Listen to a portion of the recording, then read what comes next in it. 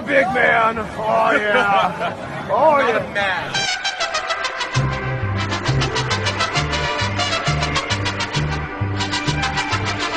It's worse than horrible because a zombie has no will of his own. You see them sometimes, walking around blindly with dead eyes, following orders, not knowing what they do, not caring. You mean like Democrats?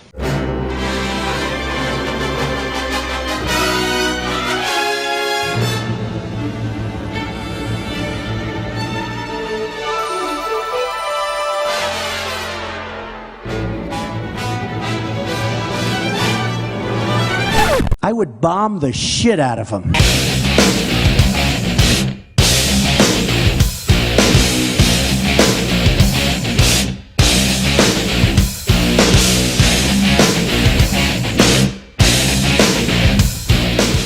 The election will rerun today with those who voted in 2016. Donald Trump would beat Hillary Clinton, and George, it's 43-40. That means he would beat her in the popular vote.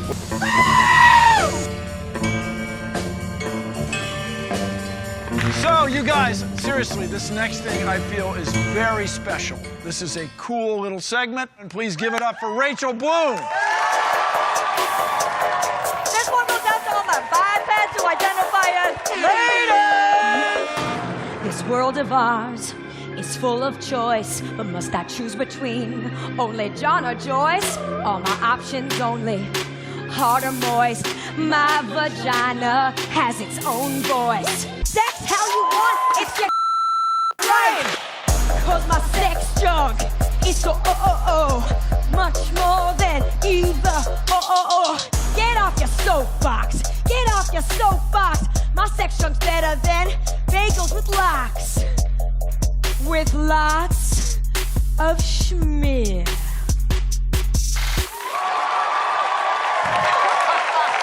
It's exactly the right message, Rachel. Nice job. Doctor, my eyes, tell me what is wrong. Was I unwise to leave them open for so long? Is there any more worthless group of individuals on this planet than Congress? I mean, they're already taking a 3-week vacation after what, like 70 or 80 days of going to a job where they don't even have to accomplish anything. Really, must be exhausting. I mean, actual accomplishments are just unheard of. And of course, you know what that means. It's about time for them to give themselves a raise. Yeah. You know, when I was born, Congress made $22,000 a year back in 1961. Now these clowns pulled out a 6-figure salary plus a Rolls-Royce benefit package while working less and less every year. In fact, the last year counted was 2015. Congress only had 130 work days. 130! Of course, I use the term work loosely. But out here in reality land, we have 260 work days in a year. But, you know, one of the biggest perks of being a congressman is you don't have to know anything. And you can flaunt what you don't know for all to see while you're pretending to be an expert. You put in a cage fight a giant in with a midget. And it doesn't hurt to be a time traveler. I stand here as a freed slave. These are elected officials, people. Anyway, you know, my buddy A.F. Branco, he can sum up the news in one drawing better than most any of these idiot talking heads on the cable news channels. But look, in this one cartoon, Branco awesomely illustrates that the strategic strike against Syria was also a strategic strike right at the heart of that ridiculous Trump and the Russians stole the election story.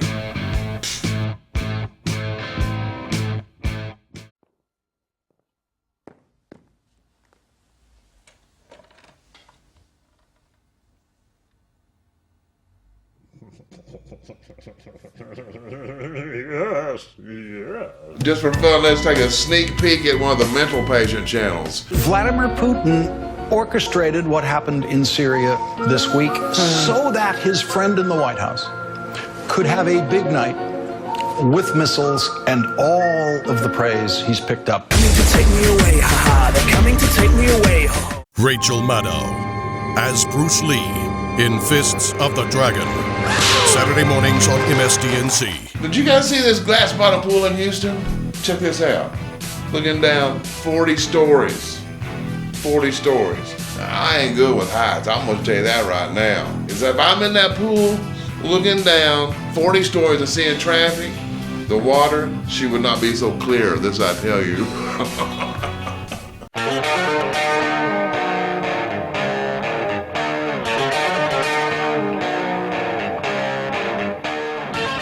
So United Airlines overbooks a flight and they forcibly removed a passenger because he basically had the gall to be sitting in a seat that he paid for.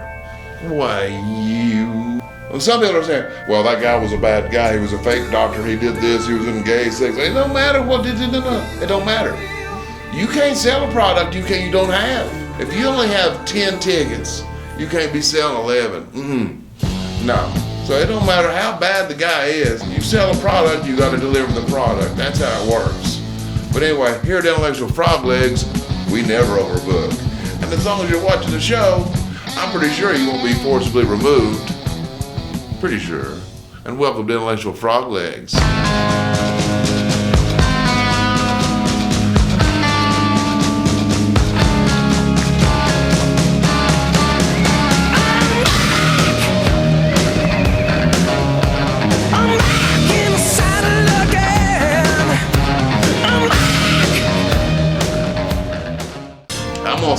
I'm gonna say it.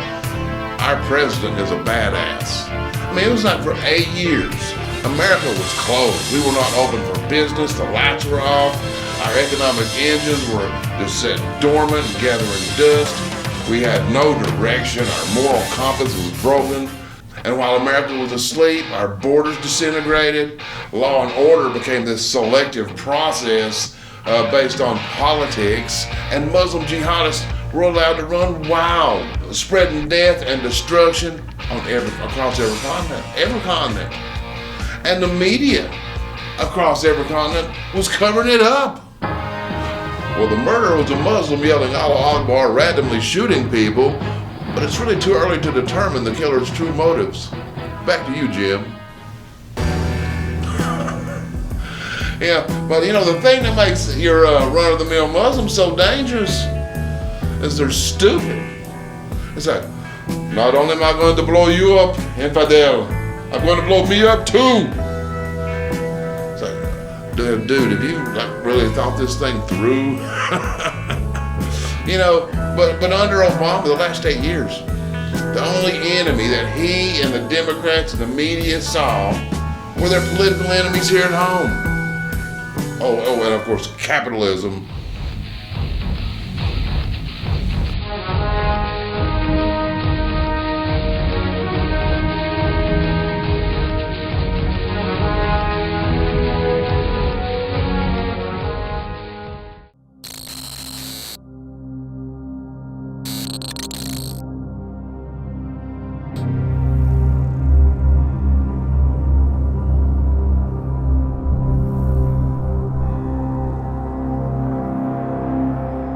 Well, it just seemed like the planet had tilted off its axis.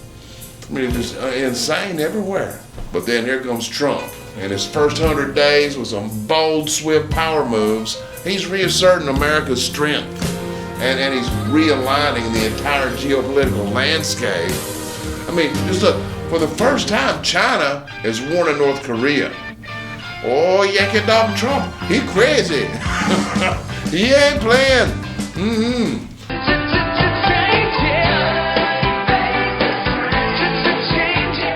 And Democrats have gone bat Shiite crazy. And how did Elizabeth Warren ever become a respected figure? See, this is a white woman, a U.S. senator, who pretended to be an Indian to get a gig at Harvard. This lunatic is considered a respected voice. We're all trying to understand, what is the strategy? Well, our strategy is to not tell you, because you'll tell everybody. Mother sings a lullaby to a child. Sometime in the future, the boy goes wild. Republicans have a lot to answer for, and far more if they don't throw Paul Ryan out of the Speaker's office and get on with the work that is in front of the entire nation.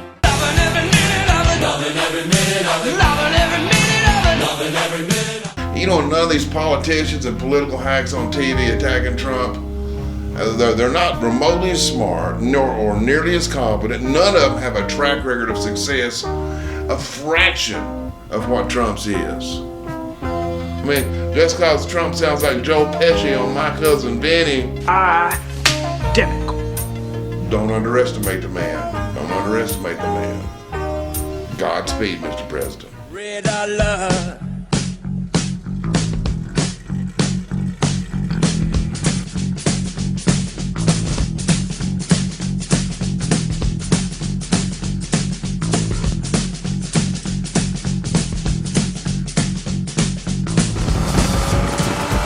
I want to briefly touch on a serious note. Don't worry, it won't last long. But I want to thank you guys from the bottom of my heart. I want to thank you guys. And the biggest kudos to the man upstairs. We're coming to you from our new location, my new home, Froglegs' new home. A lot of you guys know about a decade ago, I lost everything. My son was taken from me, my dad died, I lost my job, my home. But the good news was that, well, I didn't burst into flames. For the first time since then, and I don't care if it is a rental, I have my own home again. Mine. Welcome. And it's kind of cool too. Outside it looks like Leave It to Beaver, but the inside is kind of like the Bat Cave.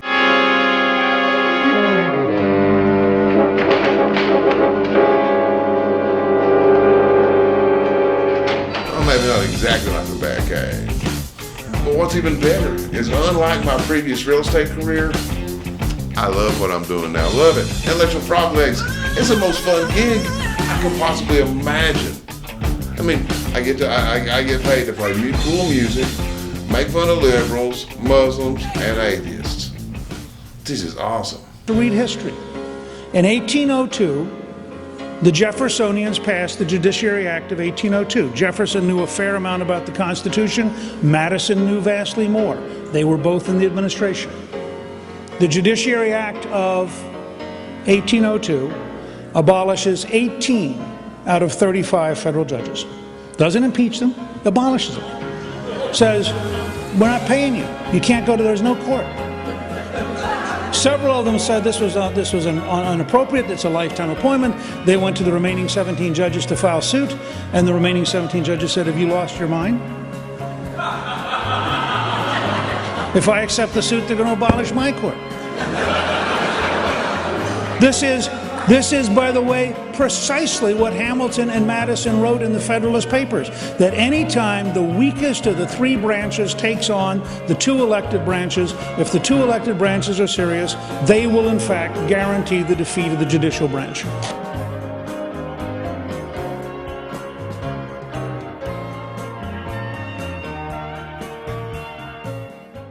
That period when they had those dreams of socialism answering everything. And that's what everybody did. We didn't get everything we wanted, just like babies, and everybody went back to their rooms and sulked, and we're just gonna play rock and roll and not do anything else. We're gonna stay in our rooms, and the world is a nasty, horrible place because it didn't give us everything we cried for, right? I have a variety of information sources, but whether it's radio or TV, I don't understand how these people can completely immerse themselves in politics, chasing every day's smallest details. Details that will be irrelevant in just a matter of days. We're not going to talk about that crap. It's a waste of my time and it's a waste of your time. But people that cover politics every day for a living, and there's some extremely smart people doing that, like Ann Coulter and Laura Ingraham. See, they're making a mistake when they try to micromanage Donald Trump's every move. And when he does not respond or behave according to their political instincts, they hit the panic button. We're going to talk to Jeff Sessions coming up. And again, Sessions was a populist, an economic nationalist, but he ain't in the West Wing. How long before they push him out? And I feel like it is such a departure from what Trump said on the campaign trail. The Soros globalist cabal has now won. Trump is doing their bidding. With friends like that, who needs an enema?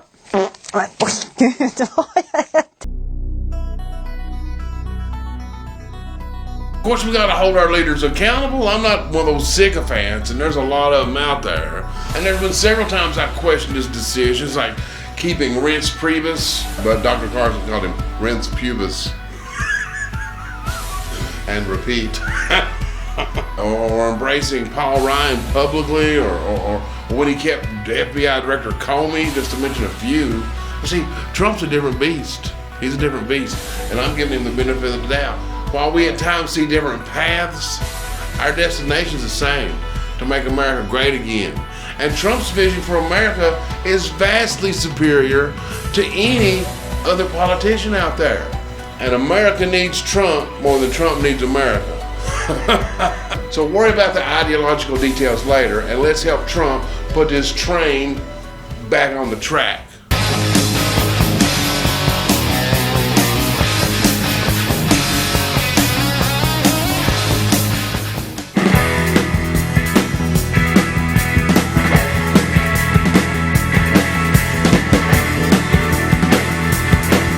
And that notion that Trump's betrayed the voters is nonsense. Nonsense. He's playing long ball, and you don't achieve his level of success by being short-sighted or by just calling people names. And well, he's being nice to Putin. He's being nice to the Chinese. Yeah. And a lot of the outrage from some of these former Trump supporters is based in many cases on ridiculous reports from profoundly unreliable media sources like the New York Times and MSNBC. Ivanka's now telling Trump what to do. Steve Bannon is starting a war with Trump. Jared Kushner's our real president. Please. We say grace, we say ma'am, if you ain't into that, we don't give a damn.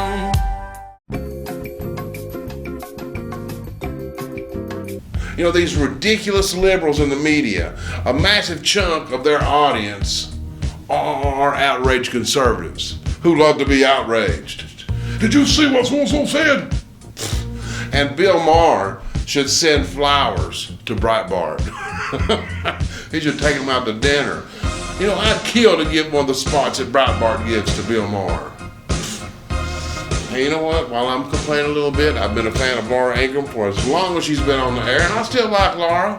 But she needs to put down the Starbucks and turn off MSNBC. Because you know what? We don't care what Morning Joe said. North Korea today issuing a new threat in an official newspaper warning of a, quote, super mighty preemptive strike that, quote, will completely and immediately wipe out not only U.S. imperialists' invasion forces in South Korea and its surrounding areas, but the U.S. mainland and reduce them to ashes. Seems like no one takes me seriously.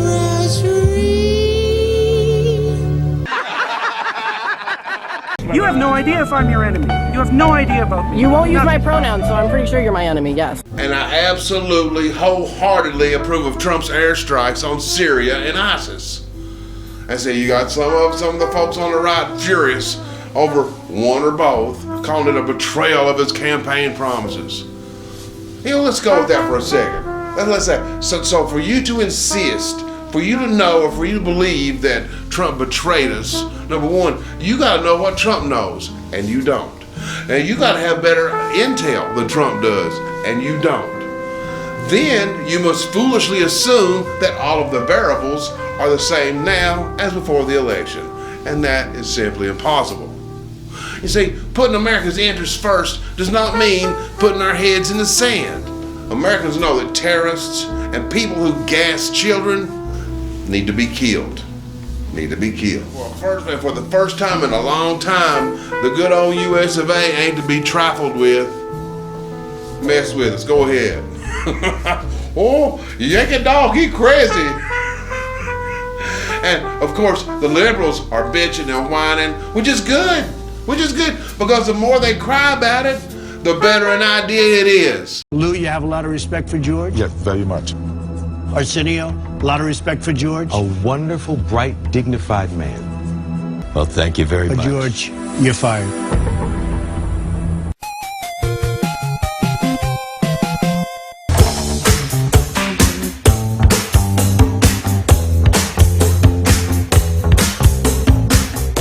But see, a real media would be talking about the disastrous shape of the Democrat Party today. I mean, they've never been this bad, and they're just getting worse. They're just getting worse. They're getting crazier. They have zero sane leadership. I mean, do they even have a policy that does not include race, gender, or saving the planet? And it's all nonsense. But they've been taken over by the most radical of lefties, the most radical. And they support this violent group called Antifa, or Antifa, however you say it. It's supposed to be anti-fascist. And they wear the black mask, and they show up at every Trump event held in heavily Democrat areas. They're not anti-Trump. They're not anti-Trump. They're anti-American. They don't even know what fascist means. You know, someone very profoundly once said many years ago that if fascism ever comes to America, it'll come in the name of liberalism. And what is fascism? Fascism is private ownership, private enterprise, but total government control and regulation. Well, isn't this the liberal philosophy? And of course, they have their black mask counterparts over in Europe too. So this is not a localized event. I mean, they're going crazy in France and in Great Britain. 2 words: George Soros. I don't like people that cover their faces any more than those frauds in the news that have 2 faces.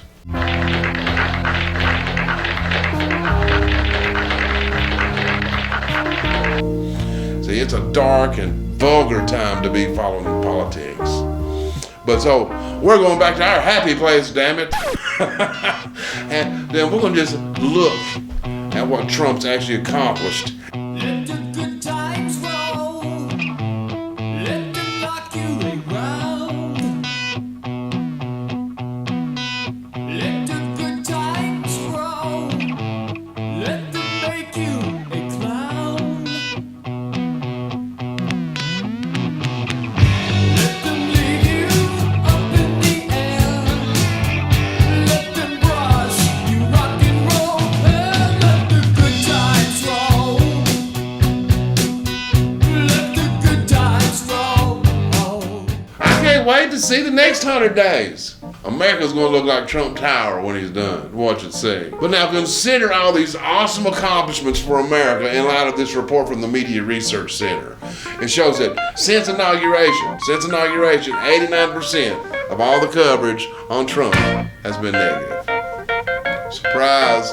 But now, just for fun, let's hop in the Frogleg time machine and let's see how this very same media treated President Obama. It's amazing. It was really incredible. It was a giant love fest. It was. I'm telling you. It was. When Barack Obama started to speak, I was right in the middle of the crowd. People were crying, they were laughing, they were cheering. Suddenly, someone would just come up and hug you. So it was that as many as 2 million pilgrims made their way to Washington and the Mall to witness this most sacred event. Never have so many people shivered so long with such joy. What the Obamas bring to Buckingham Palace is a charisma not seen since the Kennedys. There's no doubt Michelle and her husband have an extra je ne sais quoi. I have to tell you, Charlie, I was blown away by President Obama's grasp of the subject, how he connected the dots, how he answered the questions without any script. Oh my God, we have a president again. Now, in some ways that's not fair to Bush, but that's the way you felt. You felt this was a guy who was totally in charge. I'm saying it again, I'm getting a thrill.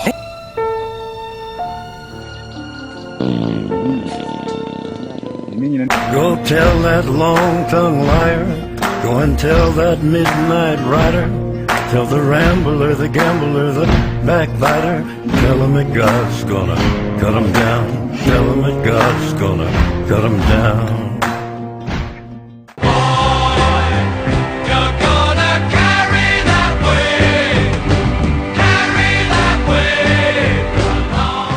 Thank you guys so much for being here. Please stop by the website at intellectualfroglegs.com. Sign up for the show alerts and donate if you can. Froglegs are free to watch, but they ain't free to make. And if you're too broke to donate, well, we're probably cousins. But you can share the show. Yeah, you can. Breitbart won't. They're too busy sharing Bill Maher and Stephen Colbert and all these other fruitcakes, the funny people. The entertainers. No, I'm not bitter. And I hope you'll come back with the next spine-tingling, exciting, star-studded, okay, maybe not star-studded, but I hope you'll come back with the next episode. God bless.